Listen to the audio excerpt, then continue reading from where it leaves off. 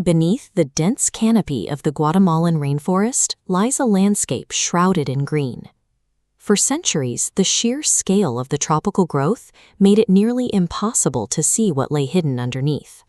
This isolation fed a persistent narrative. The people who built these stone temples were widely thought to be a sparse, peaceful society of astronomers, a civilization that simply vanished, leaving their empty cities to the forest. Traditional archaeology reinforced this view. Because excavating the jungle floor meant working trench by trench, hand by hand, it was impossible to map the true expanse of the surrounding settlements. The idea that the Maya mysteriously disappeared endured because the actual scale of their empire remained completely obscured by the very environment that surrounded them. In 2018, a scanning initiative over the Petén region of Guatemala bypassed the ground completely. Using LiDAR technology, aircraft pulsed lasers through the foliage. This digitally strips away the tree canopy to reveal the exact topography below. The data revealed over 60,000 unmapped structures, massive earthworks, and 362 kilometers of stone causeways linking distant urban centers. The density of the housing and infrastructure indicates a population of up to 20 million people spread across dozens of distinct kingdoms.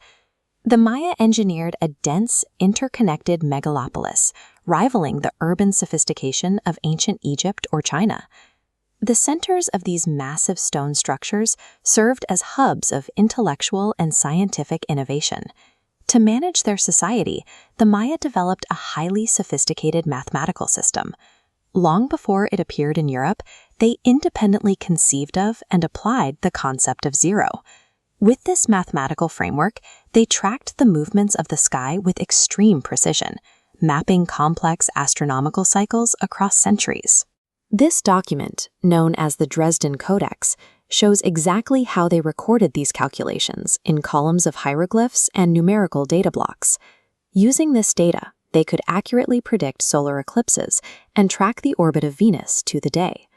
The Maya used these scientific tools to organize agriculture and rituals, providing the administrative structure required to sustain their massive urban populations.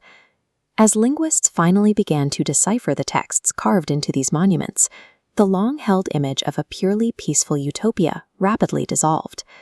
The inscriptions revealed a society ruled by Ahau, divine kings.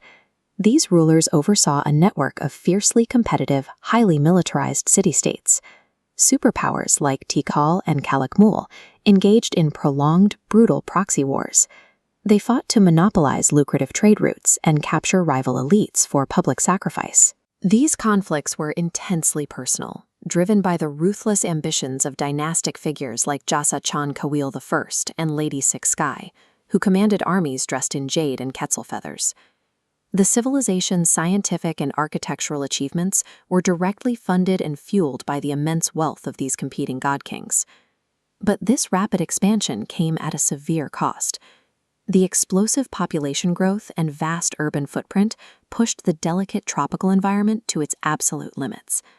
Paleoclimatology records show that starting in the 9th century, a severe and prolonged drought struck the Petén Basin. This chart shows the plummeting rainfall levels between 850 and 1000 CE. As the water vanished, it triggered a cascading systemic failure.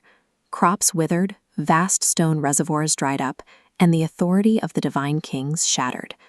Unable to sustain the millions living in these dense centers, the population scattered.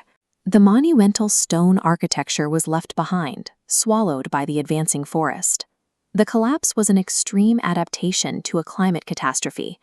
The Maya did not mysteriously vanish. They were forced to abandon their megalopolises simply to survive. Centuries later, the arrival of the Spanish in the 16th century ensured that much of the Maya's own written history would be kept from the modern world. In 1562, Bishop Diego de Landa ordered the mass burning of countless Maya books and codices, viewing them as heretical.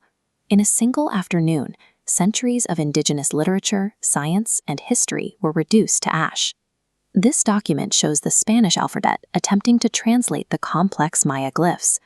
Because of the burnings, modern historians have been forced to rely on colonial transcriptions like this and a handful of fragmented stones to piece the civilization back together. The great mystery of the Maya was artificially created by colonial destruction. Today, a widespread myth persists that the Maya people went extinct after the fall of their classic cities. In reality, over 7 million direct descendants of the Maya are alive right now, living across Guatemala, Mexico, and Belize. These modern communities continue to speak ancestral Mayan languages and practice the same traditional agroforestry techniques inherited from their predecessors. By surviving climate collapse and colonial erasure, the Maya outlasted the fall of their own empire to remain a distinct, living culture today.